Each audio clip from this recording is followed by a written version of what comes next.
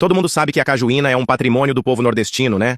Mas entre um copo e outro de uma cajuína geladinha, você já parou pra pensar quem foi o criador dessa bebida que já virou patrimônio cultural nordestino?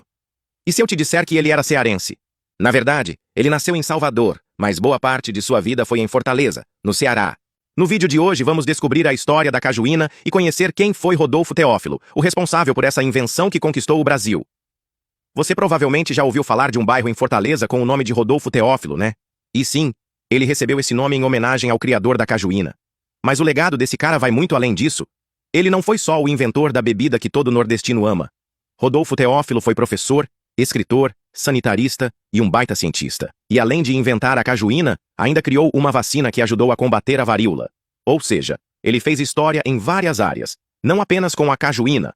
Rodolfo Teófilo era farmacêutico, e a formação de um farmacêutico naquela época incluía várias disciplinas importantes, como bromatologia, que é o estudo dos alimentos, e microbiologia.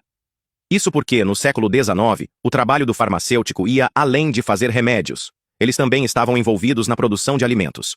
Rodolfo Teófilo era um cara muito criativo. Ele tinha um laboratório particular que usava para fazer uns experimentos sérios e outros nem tanto. Ele desenvolvia produtos químicos, fabricava remédios e elixires. Mas uma vez ou outra ele testou algumas ideias aleatórias, só para ver se dava certo. E foi numa dessas experiências que ele acabou criando a cajuína, lá no final do século XIX. Alguns historiadores acreditam que Rodolfo criou a cajuína porque não gostava muito de bebidas alcoólicas. Nessa experiência, Rodolfo Teófilo pegou uma bebida antiga de origem indígena conhecida como cauim e deu um upgrade, adicionando mais alguns ingredientes, mudando algumas coisinhas no preparo.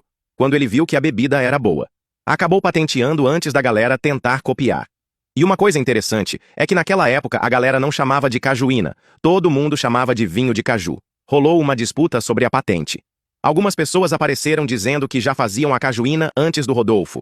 Realmente, não dá pra saber com certeza. O que sabemos é que ele criou a bebida em 1900, na virada do século.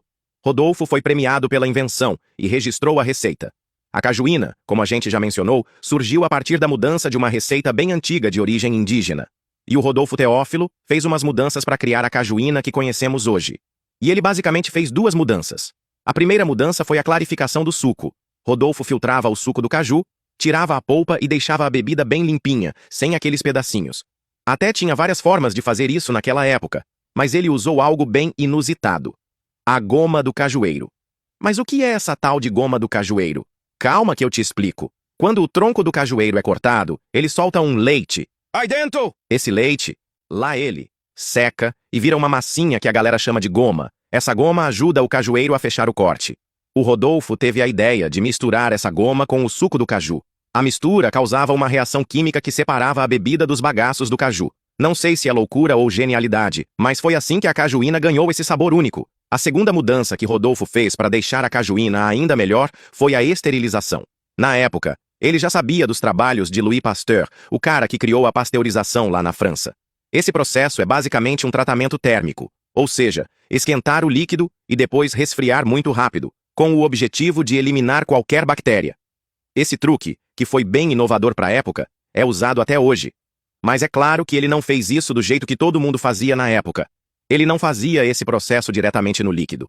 Ele fervia e depois resfriava a cajuína já embalada em garrafas de vidro lacradas. Enquanto ele trabalhava na luta contra a varíola, vacinando todo mundo de graça, uma vez e outra ele soltava umas indiretas para as autoridades da época.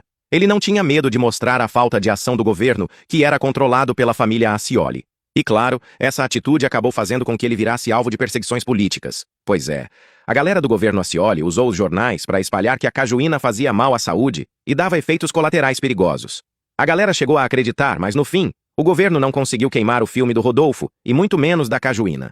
Hoje em dia, a cajuína passou por várias atualizações na receita, mas ainda é possível encontrar aquela receita que Rodolfo Teófilo criou em algumas cidades do interior.